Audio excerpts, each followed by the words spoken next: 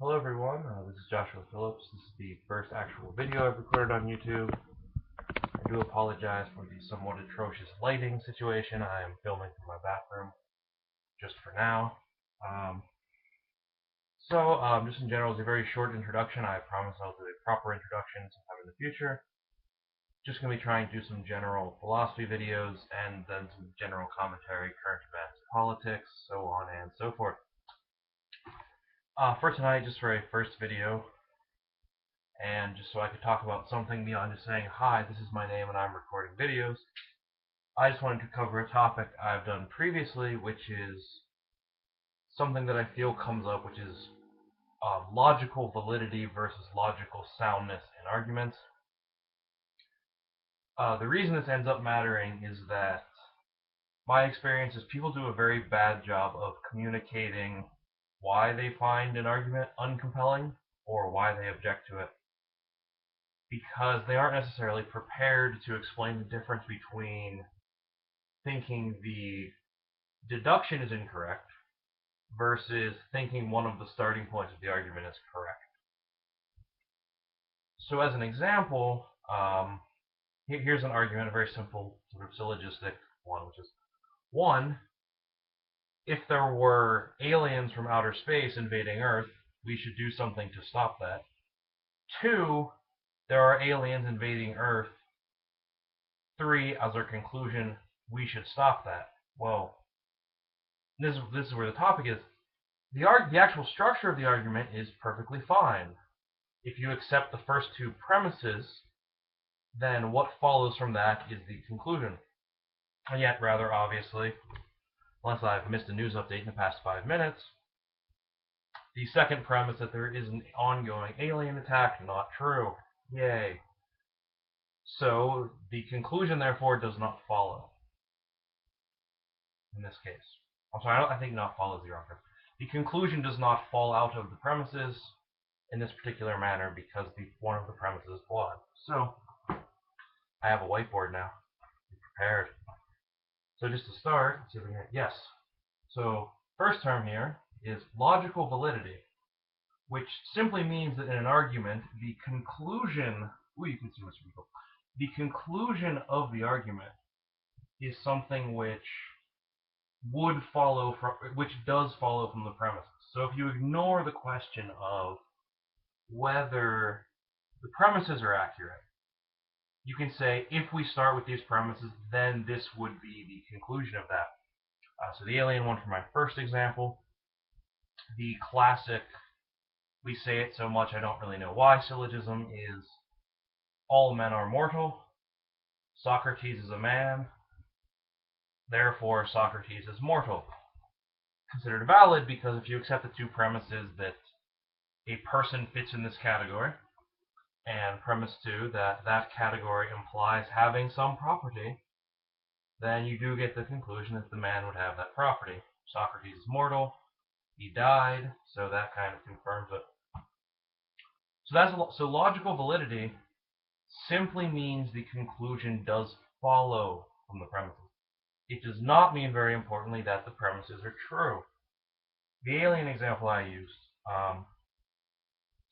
if you ever do any math, you see a lot of these where you have to be careful to make sure you're starting with correct assumptions, or else who knows what you could prove. I once added 2 positive numbers and got a negative due to a funny error like this. Just trying to think of a third one. So politically or socially, the thing to look for when discussing validity is when people propose an argument, don't merely say whether you agree or disagree with it. The question for validity is, ask if the structure of the argument itself is acceptable. So you want to look for whether the next step they take follows from what they've already said.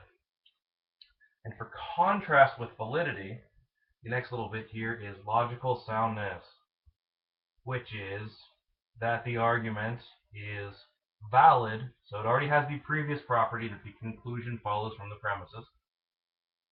And secondly, the premises are true. So the contrast here, the argument about the aliens I mentioned, which is 1, if aliens were trying to destroy the Earth, we should stop them. 2, there are aliens trying to destroy the Earth. 3, therefore we should stop them. It is a valid argument, but it is not a sound argument because the second premise is incorrect. Whereas Socrates is a man, men are mortal, therefore Socrates is mortal. That is a sound argument because it's valid. The conclusions follow if the premises were true, and the premises are in fact true. A beautiful picture here I drew with my artistic skills. It's important to remember is that valid argument is a relatively large category. Anytime that the argument is ultimately coherent in some sense, it will be valid. Sound arguments are what we say mathematically a subset of that. So every sound argument is valid. It's already in the validity circle. The added condition here is, are the premises true? Okay, so this is a little bit of an add-on to that. Sort of why you should care about this distinction, and how this can be useful.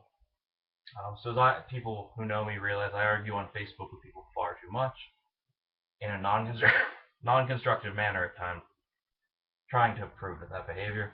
But if you're engaged in some sort of political debate or ethical debate or just general disagreement, in fact, that is based on one of the first things you can look for is you can ask, what is the nature of the disagreement? Do we disagree on facts? In which case, we're debating whether or not the premises of an argument are true, and thus we're talking about soundness. So, for instance, just as a reference, if you see gun control arguments, you see lots of people throwing around lots of statistics. And in that case, one of the big questions to ask is the sort of data picture a side is presenting a truthful picture? So for example, are they providing accurate or factually relevant information to the conversation? The classic example of someone doing this very badly is that Piers Morgan, who is a TV personality, once used as an argument the premise that the United States has a bigger gun problem than the United Kingdom, Britain, England. I forget exactly which one he used, because they're all slightly different pieces of land. I do not recall at this moment exactly what the difference is. Sorry for anyone from those areas, and anyone who enjoys geography. I'm not too strong in it. But he used that in the United Kingdom. No, he used it in England. There were only, I believe, on the order of 20 to 30 gun deaths in a year, whereas in the United States, there were on the order of hundreds or thousands. And anyone with any sort of background in statistics realizes this is a very stupid argument because there's vastly more people in the United States, so the absolute number of gun deaths is not very illuminating. You'd care more about something like the per capita deaths or the general violent crime rate. Not to go too deep on that one. So that sort of thing, right, would be a question of soundness, because what the disagreement is over the facts of the matter. So, another small reference, the scandal involving the New England Patriots football team deflating footballs. Well, there's two different lines you could talk about in that case. You could talk about, one, is there any evidence suggesting the Patriots did anything wrong? Or likewise, if people disagree over it, they might disagree over the investigation and saying what the investigation showed, or they might disagree with the argument someone's deriving from those facts to what they're concluding about what the league should have done or how we should view the Patriots' historical behavior. So just to reiterate, the difference there is that you can have a validity question, which is, does the person's argument make sense?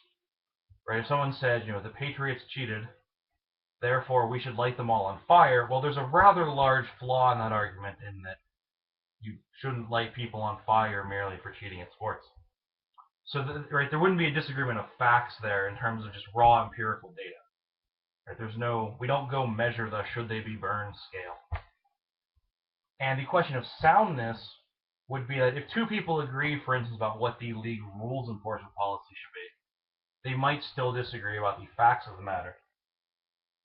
And this is very common in, for instance, criminal law, that both people, everyone seems to agree, for instance, that murderers should be taken off the streets and that theft should be dealt with, at a very vague level. But in any particular criminal case, you will have a disagreement over the facts of the case. If you have that kind of disagreement, both sides are presenting arguments about what should be done and present an argument over why the person is guilty, the question there is not about validity, because you both accept the structure of the argument over, you accept the big picture structure that, we should punish people who commit crimes. 2, if someone committed a crime, they should be punished. The disagreement is over the second premise that would be in this argument, which is that, this person is guilty. So that would be, it'd be a question of soundness, because you're asking, is one of these premises true? Comparatively, as I said earlier, things wrong with arguments in mathematics are usually your argument is not valid problem. Actually, just as a small phrase with referencing, this is in some sense the same as where the phrase being right for the wrong reasons comes from, in that you might have the right conclusion, but the basis of the conclusion is flawed. And the inverse of that statement, and so on. And just to note, because this is a weird one you just see occasionally, people forget this. It's important to remember that valid arguments, the big picture, it is the structure, or in some sense the blueprint, is good. So there's a lot of valid arguments, because as long as you have a starting point and you say something that follows from the starting point, or in other words, if you accept the starting point is true, then you would conclude this, it's going to be valid. Soundness is the much harder one, because you have to first be a valid argument, and 2, the starting point has to be accurate. I'm going to call that all just for my first video. Like I said, just a bit of a test. We're obviously going to work on a better background. Maybe I'll try and get a proper webcam. I don't like this weird greenish yellow glow I got going on. Thank you to anyone who's watching. If you enjoyed the content, like, share, comment, make fun of me in the comments. Try and start the petition to get me to grow the mutton chops out. Whatever you'd like. Thank you to anyone who's listening, and have a good night.